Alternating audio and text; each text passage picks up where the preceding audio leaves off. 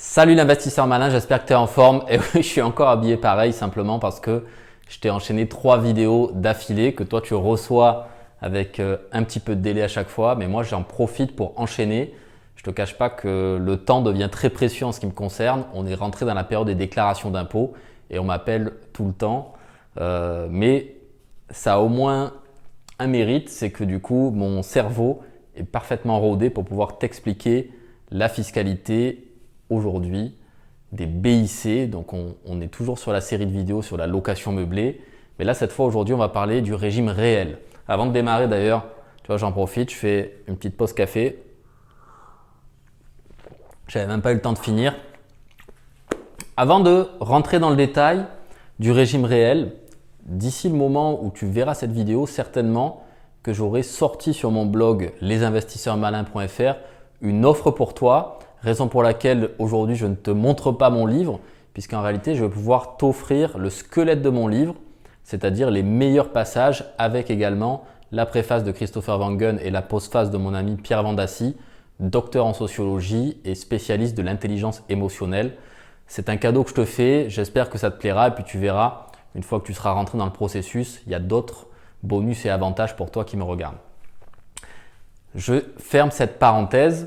Rentrons tout de suite dans le régime réel. Donc le régime réel, je rappelle quand même le principe, même si je l'ai déjà dit dans de précédentes vidéos, ça implique bien sûr de déclarer la réalité des revenus qu'on perçoit. Alors d'ailleurs, je fais tout de suite une parenthèse puisque j'en avais parlé pour les revenus fonciers si tu as regardé chaque vidéo. Les revenus de location meublée, attention, il faut déclarer les revenus qu'on aurait facturées à notre locataire et même celles que l'on n'a pas encore encaissées, il faut les déclarer. A contrario des revenus fonciers où on doit déclarer uniquement les revenus encaissés.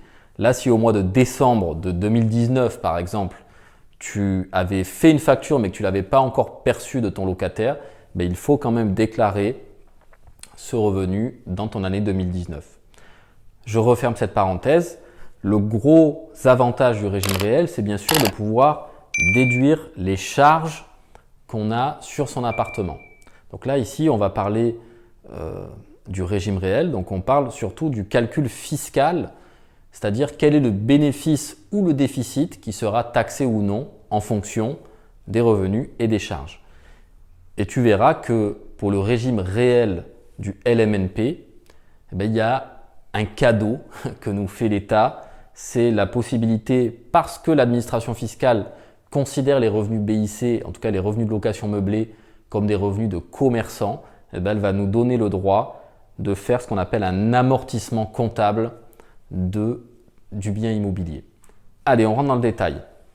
Donc c'est toujours l'exemple de monsieur et madame X, je pense que maintenant tu le sais, et je reprends toujours le même exemple. Donc là on est sur un bien de 120 000 euros, toujours le même, où monsieur et madame X perçoivent 9 600 euros de loyer et on avait vu que les charges d'exploitation s'élèvent à 1 000 euros par an. Donc dans les 1 000 euros par an, tu as la taxe foncière, tu as 3 francs 6 sous de frais de gestion et l'assurance propriétaire non occupant.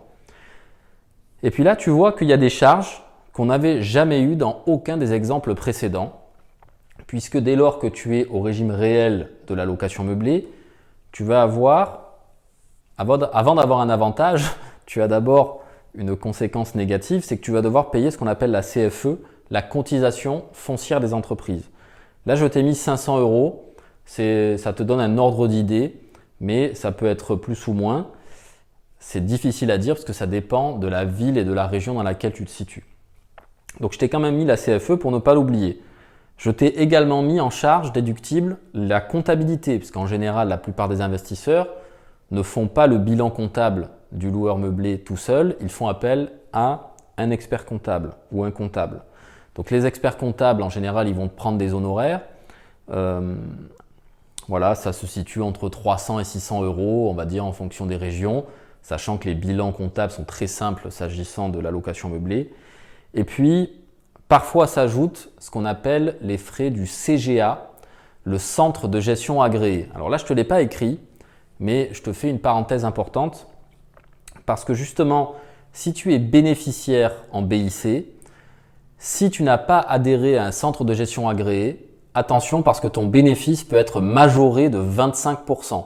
Évidemment, là-dessus, tu vas payer plus d'impôts. Donc, si tu as un bénéfice, en général, le comptable va te conseiller d'adhérer également à un centre de gestion agréé qui va te coûter quelques centaines d'euros supplémentaires.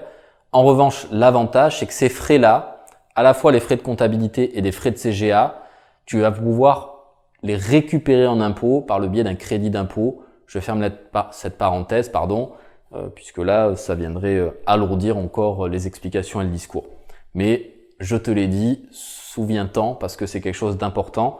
Et d'ailleurs, attention aussi, les centres de gestion agréés, de mémoire, je crois qu'il faut faire la demande d'adhésion au centre de gestion agréé avant le 31 janvier de chaque année, il me semble, ou peut-être fin février, j'ai un doute au moment où je te parle. Mais il faut bien penser à le faire en début d'année. Allez, voilà, donc je referme cette parenthèse. On voit, et c'est pour ça que je t'ai laissé que 300 euros, parce que l'un dans l'autre, entre le CGA, le crédit d'impôt que tu peux avoir par rapport au fait de faire appel à un professionnel, ce qui va te rester à ta charge et ce qui est réellement déductible, c'est 300 euros. Voilà, et puis là, on va attaquer justement ce qui fait la particularité du régime réel de la location meublée, c'est ce fameux amortissement comptable. À quoi est-ce que ça correspond? Alors l'amortissement comptable, en général, il est ventilé en deux parties. Il y a d'abord l'amortissement des meubles, puisque monsieur et madame X, si demain ils voulaient louer le bien en meublé pour pouvoir également le déclarer en meublé, ben, ils vont devoir acheter quelques meubles. Alors là, j'ai fait quelque chose de simple, c'est un petit logement, donc j'ai considéré que vraiment, s'il devait acheter un canapé, 3 lits chez Ikea avec quelques couverts, je t'ai mis une enveloppe de 5 000 euros de meubles. Et ces meubles, ils sont amortissables sur 5 ans. Alors, qu'est-ce que c'est qu'un amortissement comptable? C'est le principe qui veut que quand on fait l'acquisition de quelque chose, bien sûr, cette chose, elle va s'user dans le temps. Et donc, les règles comptables permettent de passer une charge qui correspond à l'usure du matériel que tu as acheté. Donc c'est vrai pour les meubles et puis tu vas voir que même c'est vrai pour les immeubles. Donc pour rester sur les meubles, la durée d'amortissement qui est permise, c'est entre 5 et 7 ans. Donc là, je t'ai fait un amortissement sur 5 ans. Donc c'est très facile. 5 000 euros divisé par 5 ans, ça nous fait 1 000 euros par an pendant 5 ans qu'on va pouvoir passer en charge et en déduction du coup des loyers qu'on encaisse. Et puis ensuite, un peu plus complexe, l'amortissement de l'immeuble. Alors c'est vrai que c'est un peu ce qui est incroyable avec ce régime, c'est que les immeubles, tu vas peut-être me dire, est-ce que les murs s'usent?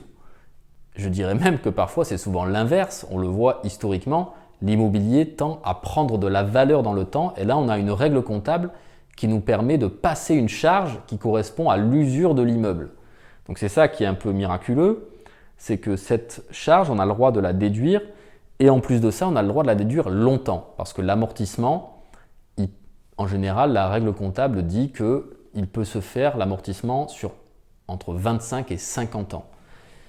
Bon, là aussi, je pourrais vraiment rentrer dans le détail. Il y a ce qu'on appelle l'amortissement linéaire. Je te fais la règle simple, c'est-à-dire que le calcul de l'amortissement de l'immeuble, c'est le prix de ton bien.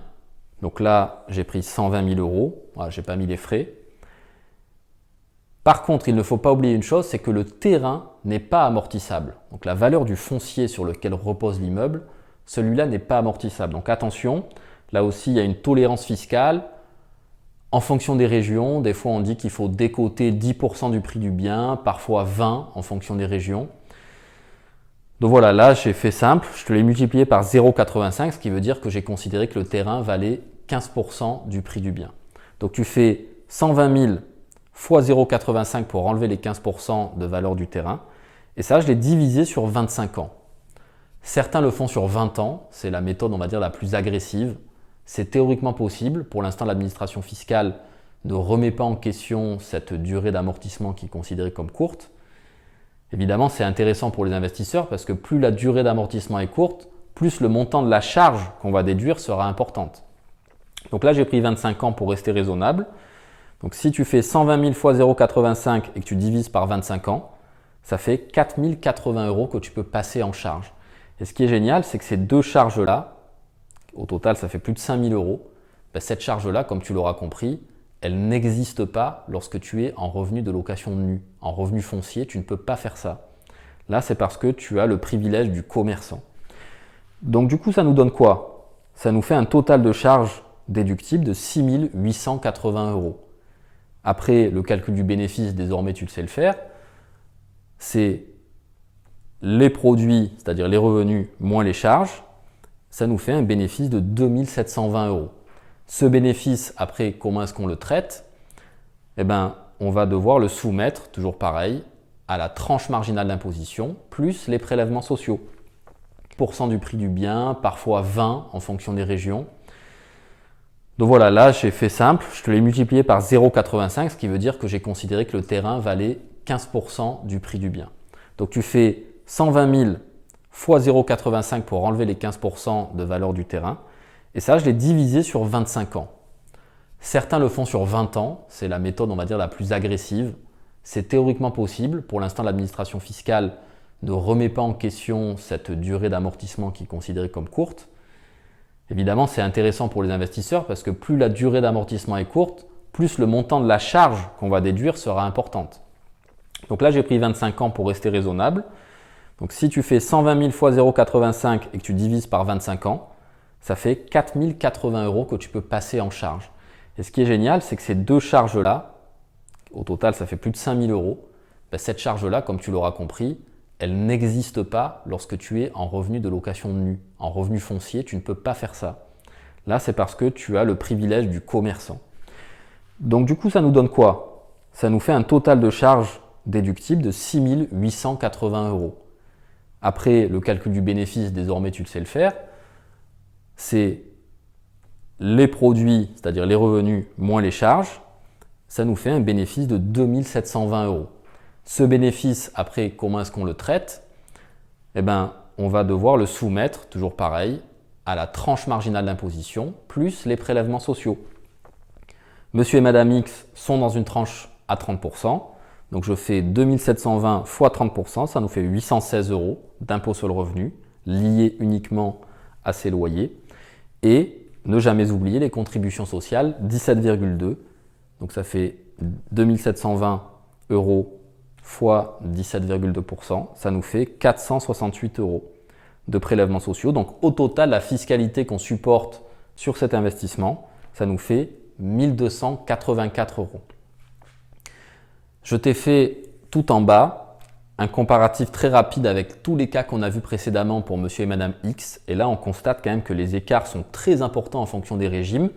Pour le même bien, là, ici, on paye 1 284 €. Au régime micro-BIC, on était à 2 266 €. Donc 1 000 € de plus pour le régime micro-BIC en impôts. 3 172 € pour le régime micro-foncier. Donc quasiment 2 000 € d'écart par rapport au régime réel BIC. Et alors là, le carnage, c'était au réel, puisque au réel foncier, on avait très peu de charges à déduire. Et donc, on avait énormément d'impôts à payer par rapport au régime réel de la location meublée. Donc, tu l'auras compris, la grande force du régime réel de la location meublée, c'est ce principe de l'amortissement comptable. C'est ça, en fait, le miracle de la location meublée. Tu l'auras compris, il y a quand même des petits inconvénients de devoir payer la CFE et des frais de comptabilité. Après, si on raisonnait en termes de cash flow, parce que ça c'est le calcul fiscal, encore une fois, Monsieur et Madame X, eux, ils n'ont pas de crédit sur ce bien-là. Si toutefois ils en avaient un, il faudrait ajouter en charge déductible les intérêts d'emprunt et l'assurance du prêt qu'ils auraient le droit de déduire. Donc en l'occurrence, ils auraient encore moins de bénéfices. Donc potentiellement, s'ils avaient un crédit, c'est un bien sur lequel ils ne paieraient pas du tout d'impôt, ou vraiment très très peu à la marge. Donc c'est bien sûr très intéressant. Qu'est-ce que je voulais te dire d'autre? Je bois ma dernière gorgée de café avant qu'il soit complètement froid. Voilà, je savais bien que je voulais te préciser une chose par rapport au cash flow. Et d'ailleurs, je vais te lancer un challenge pour terminer la vidéo. Ça te fera réfléchir un peu. On va voir si tu as bien retenu tous les principes dont on a parlé sur les différentes vidéos. Le cash flow, je vais te laisser le calculer toi-même et tu vas me donner ta réponse si tu veux te la tenter en commentaire. Franchement, c'est un cas qui est ultra facile. On va considérer ce qui est la réalité pour monsieur et madame X, qu'ils n'ont pas de crédit. Donc, je t'invite à me dire quel est le cash flow mensuel qu'ils ont sur cette opération dans le cas du régime réel BIC, en tenant compte bien sûr de leur impôt. Et pour t'aider, et c'est ça la précision que je voulais te faire, le gros avantage encore une fois de la location meublée, c'est bien sûr que cette charge d'amortissement, comme tu l'auras compris, c'est juste l'application d'une règle comptable. Ça n'est pas de l'argent que tu sors. C'est ça qui est génial, c'est que tu as le droit de le déduire en charge, mais en l'occurrence, c'est de l'argent qui ne sort pas de ta poche. Donc voilà, tu peux me donner en commentaire soit le cash flow annuel de ce bien immobilier, soit le cash flow mensuel, sachant qu'il n'y a pas de crédit, tu devrais t'en sortir. Si tu réfléchis un petit peu, ce sera un bon test. Et puis on verra ce que je t'offre. Si tu trouves la bonne réponse, je trouverai toujours quelque chose. Je te dis à très bientôt pour une prochaine vidéo. Souviens-toi qu'il est important de devenir intelligent avec son argent. C'est comme ça qu'on accélère, c'est comme ça qu'on peut réaliser ses projets et ses rêves. Tu le vois sur ce petit exemple, on parle de milliers d'euros par an économisés sur un détail fiscal. Donc j'espère que tu comprends l'importance de continuer à visionner ces vidéos. La prochaine vidéo, on va rester sur Madame X et on va faire finalement une conclusion de ce cas. On va résumer tous les dispositifs fiscaux, mais là-dessus on va être assez rapide. Mais la vraie question que je ne t'ai pas encore posée concernant cet exemple, c'est est-ce que ce bien est vraiment rentable? C'est-à-dire est-ce que ça vaut le coup de le conserver alors même que monsieur et madame X n'ont pas de crédit dessus, donc eux ils se disent c'est bien, je touche des revenus, mais finalement est-ce que ça vaut la peine? Est-ce que ça ne vaudrait pas plus le coup de le vendre pour faire autre chose? C'est ce qu'on verra la prochaine fois. En attendant, encore une fois, je te souhaite de devenir maître de ton argent plutôt que l'esclave. À très bientôt l'ami investisseur malin. Ciao, ciao.